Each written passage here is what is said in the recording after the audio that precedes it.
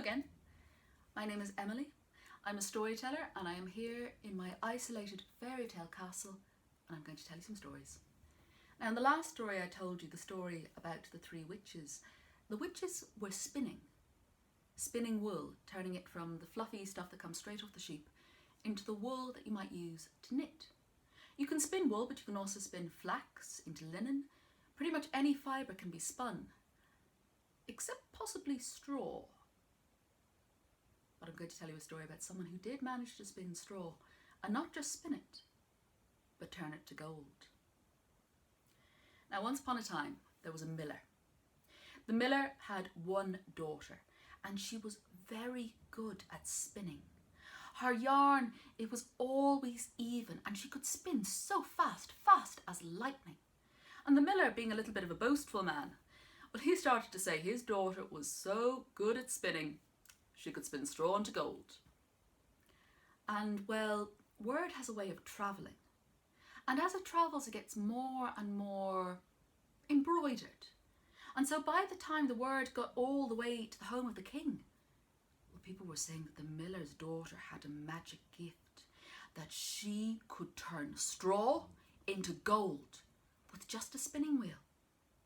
Now, the king was a greedy man, and he decided he wanted to see if this could be proven. So he sent his guards to go find the miller, to find his daughter. The miller's daughter was brought to the castle, and the king said, "They say you can spin straw into gold, woman. Well, we're going to put it to the test. Tonight, you shall be locked in the dungeon with your spinning wheel and a bale of straw. And if you have not spun it into gold by the morning, you shall be put to death." The miller's daughter was dragged into the dungeon. She was put there with a candle, a loaf of bread, a bowl of water, and straw that she was meant to spin into gold. She sat down at her spinning wheel and she tried. She tried to spin the straw. It was difficult, but she was managing to get it to weave, but there was no way she could turn it into gold. She collapsed on the floor and she started to cry. There was no way she could spin straw into gold. She was going to die. But as she was crying, something happened. A little veil was pulled aside. A small doorway was opened. One of those doorways that leads from our world to the fairy world. And something stepped through. Something stepped through and asked, "Why on earth is it that you're crying, girl?" The miller's daughter looked up. There was a person in front of her.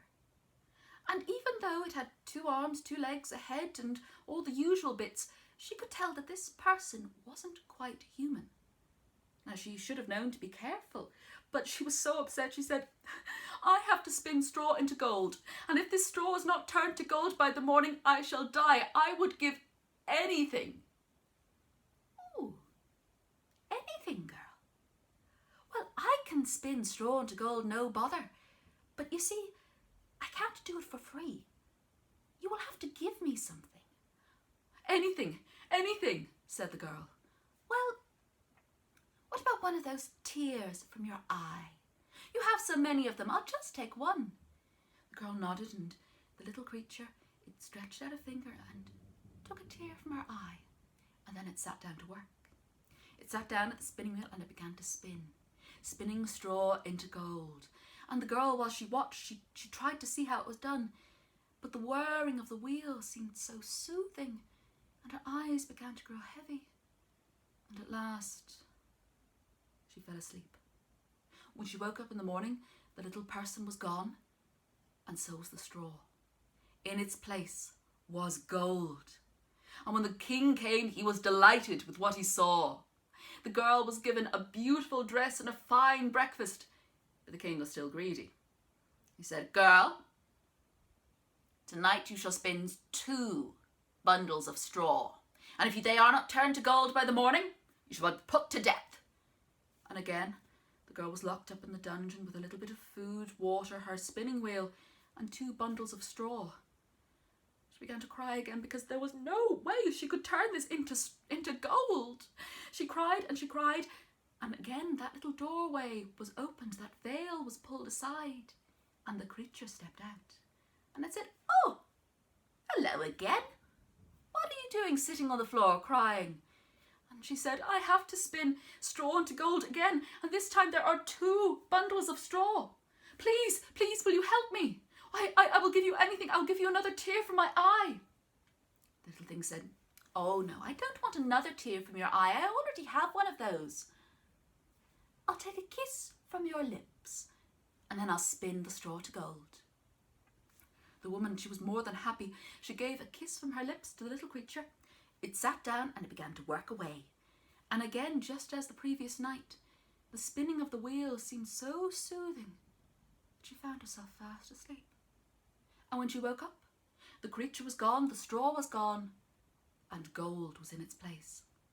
The king came to see and he was delighted, but he was still greedy, and he said, "Very well, girl. You shall get another fine dress, another fine meal. I shall give you your own room in the palace. But tonight, you must spin 3 bundles of straw to gold. If you do this, I shall marry you to my son. You shall be a princess. You shall never need to spin again. But if you don't..." And that night, the princess, she wasn't a princess yet. And that night, the young woman sat not in the dungeon, but in a fine room in the palace. It had a soft bed, a window with a beautiful view, but there was also the spinning wheel and the 3 bundles of straw. The girl sat down and she was worried. Well, what if the little creature couldn't find her again now that she wasn't in the dungeon? She started to cry, and for a 3rd time, the veil was drawn back, the door was opened, and out stepped the little creature. "Oh, this is a nice change of setting, but the situation still seems a bit familiar. Let me guess. You have to spin straw into gold again, and you need my help." "Oh, yes, yes, please help me. I will give you anything. I will give you all the tears from my eyes, all the kisses from my lips." The little thing shook its head and said, "Oh, no, oh, no. You see, this is the 3rd time. The 3rd time is always a special time. I need to ask for something precious. I ask for your firstborn child." Now the woman, she didn't have a firstborn child to give. She had no children. But the little thing just shook its head and said, "Oh, that's all right. I'll come to collect my debt when it arrives." Then it sat down and began to spin. And the girl was worried about what would happen when the time came to pay the debt. But the spinning, it was so soothing that she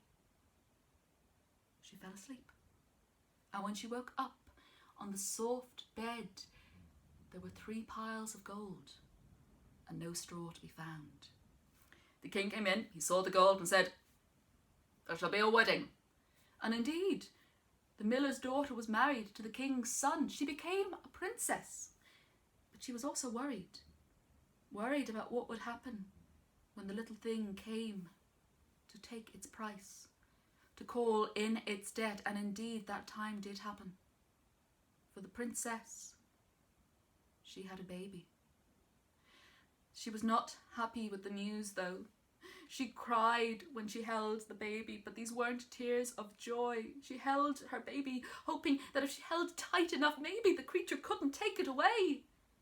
But that night, when she was alone with just her baby, the veil was drawn back, the door was opened, and the creature stepped back into our world. "Hello, my dear. Come, hand it over. All debts must be paid." But she begged it. She begged, "Please don't take my baby. I will give you anything. I will give you gold. I will give you jewels. I will give you half of my husband's kingdom, but please don't take my baby." The little thing cocked its head to one side and thought, "Well, you do make a very nice pair, you and the baby. It would be a shame to break up such a charming set. So how about this? Let's make a little bit of a deal. You can keep the baby if you can do something, just a very simple thing. all you have to do is guess my name. If you can guess my name in 3 days, you get to keep your baby. But if you can't, well, then I not only take the baby, but I take you as well. What choice did she have? She agreed. It was her only chance to keep her baby. The little thing nodded and said, 3 days, and disappeared. The princess searched everywhere for the name. What could the name be? She had no idea. The thing really didn't look like a Jack or a John or a Jill. She went to the Royal Library. She searched through every book she could think of, looking to see if this had ever happened before, but she could not find anything. One day passed. She went to all of the people in the court and the people she'd known in the village, asking them if they'd ever heard a story like this before. But they all shook their heads. What a strange story. None of them had an idea what the name might be. The second day ended, and the princess was crying as she held her baby. She was going to lose the baby, and she herself was going to be taken. One of her attendants had noticed this and came up and asked her, why was she crying so? And the princess explained all about the deal, all about the spinning straw to gold, all about the little creature. And the attendant, well, she knew that there was a wood, and in the centre of the wood there was a hill. And on that hill there was a ring of trees that it was said to be very dangerous to go nearby at night, because at night the things from the other world like to come out and play. And this was one of their spots, one of their places. If there was any way to find out the creature's name, it would be there. And so the attendant and the princess, with the little baby wrapped up tight, they went out by night to the wood, deep into the wood to where that hill was, and they waited and they watched. And when the sun was deep as down as it can go, and the night as black as it can be, the moon as high as it will ever go, the veil was drawn back, the door was opened, and the things from the other world came out to play. They danced in rings around that hill, calling to each other, laughing, and telling of the great jokes and great joys and great tricks they were playing on the humans. At last one of them stepped forward and said, I have the greatest gift, the greatest trick, for I have stolen away a baby, and the mother too, and she is none other than the princess.